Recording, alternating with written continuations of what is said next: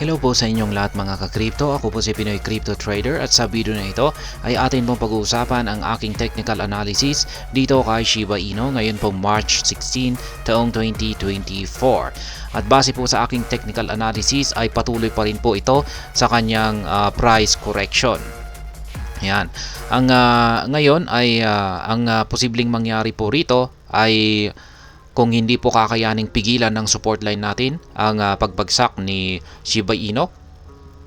Yan, ang tinutukoy pong support line natin dito ay ang 40 digits 2775.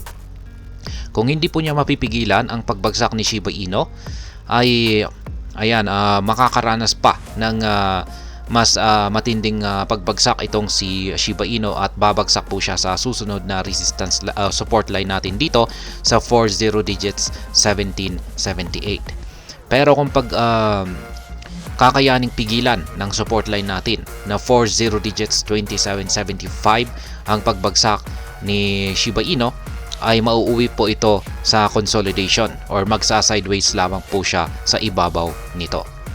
Kaya yan, bago po tayo magpatuloy ay nais ko lamang po munang bigyang linaw ang aking disclaimer kung saan ang nilalaman po ng video na ito ay hindi po ito isang financial advice. For education and information purposes lamang po ang layunin nito. Maliban po dito ay nais ko na rin pong magbigay babala na wala pong kahit anumang group chat ang Pinoy Crypto Trader. Yan, bago po natin ipagpatuloy ang pagti-technical analysis ay i-check po muna natin ang balitang ito na may kaugnayan kay Shiba Inu. Yan, ang sabi dito ay a large Shiba Inu whale address has moved over 1.24 trillion tokens to crypto exchanges Gate.io and Binance, sparking sell-off concerns. Yan, na-content na po natin ang balitang ito kanina, kaya panoorin na lamang po ninyo. At yung whale po na ito ay nagbenta na nga po siya at nagdulot po ito ng selling pressure sa market price ni Shiba Inu. Yan, ang laki po niyan, 124 na trillion na amount po ng Shiba Inu tokens. Kaya mukhang ito yung nakadagdag sa selling pressure or pagbagsak ni Shiba Inu ngayon. Pero yan, balikan na po natin ang pagti-technical analysis dito.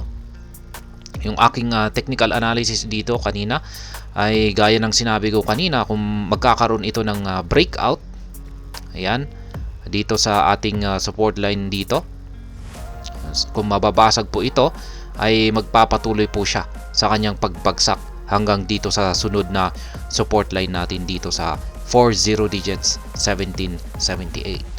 Pero kung nagawang pigilan naman po ng support line natin dito na 2775 ang pagbagsak ni Shiba Inu ay magko-consolidate po siya. Ayan, magsa-sideways po siya. Ayan. Yan po yung dalawang magiging resulta. Kaya yung galaw po ni Shiba Inu ay nakasalalay sa ating support line dito sa 40 digits 2775. At ayan, yung ating Half-Switch indicator ay nananatiling nagpapakita naman po ng bullish signal. Yan, bullish yung signal pa rin natin dito sa ating Half-Switch indicator. At yan, ito habang humahaba ay nananatili naman yung kanyang katawan na malusog. Pero yung kanyang katawan ay medyo ito na ay medyo nag-curve. Yan, nag-uumpisang nag-curve. Kung pag mapapansin po natin dito, ayan, sa part na ito. Ayan. Dito po sa part na ito ay medyo straight po siya.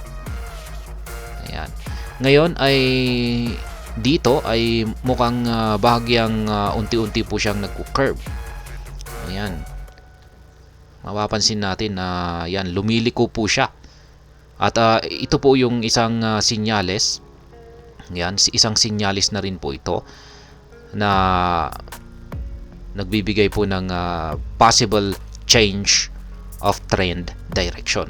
Mukhang magbabago yung kanyang trend direction. Kaya isa po itong warning or nagbibigay po ito ng isang babala na posibleng makaranas itong si Shiba Inu ng pagbabago sa kanyang trend direction.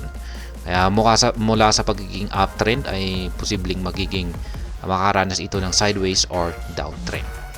Kaya ayan, pagdating naman po rito sa ating QQE mode ay mas malala kasi naging kulay gray po siya at nagbibigay na po ito ng signal na may possible change sa trend direction nitong si Shiba Inu. Kaya yan po ang ibig sabihin ng kulay gray. Maliban po rito ay yung mabigat po rito. Yan ay na kanyang signal ay yung pagliit ng mga sukat na nabubuo. Yan, nabubuong QQE bars. Yan, mapapansin natin na dire-diretso na nag-umpisa pa noong March 6 ay dire-diretso na pong lumiliit yung mga sukat na ng QQE bars na nabubuo rito. Kaya nagsinyalis po ito na pahina ng pahina yung pwersa ng mga bulls. Kaya yan po yung aking mga naging basihan dito sa aking technical analysis dito kay Shiba Inu kung bakit ko nasabi na ito ay posibleng magsa-sideways kung mapipigilan ng support line natin ang pagbagsak ni Shiba Inu. Yan, kung mapipigilan ng support line natin dito sa 40 digits 2775. Pero kung pag hindi, ay posible po siyang bumagsak hanggang dito sa sunod na support line natin dito sa 40 digits 1778. At hanggang dito na lamang po tayo sa video na ito mga ka-crypto. Sana po ay inyong nagustuhan ang aking paliwanag sa video na ito. Kung inyo po itong nagustuhan, pakiclick lamang po ang like button nito. Para naman po sa mga bago lamang dito, kayo po ay aking inaanyayahan para mag-subscribe. Pakiclick na rin po ang bell icon nito dahil ito po ang siyang magsisilbing notification nito sa mga bago kong videos na akin pong ina-upload sa aking YouTube channel na ito. Marami pong salamat sa panonood. Ingat po tayo lagi at God bless po sa ating lahat.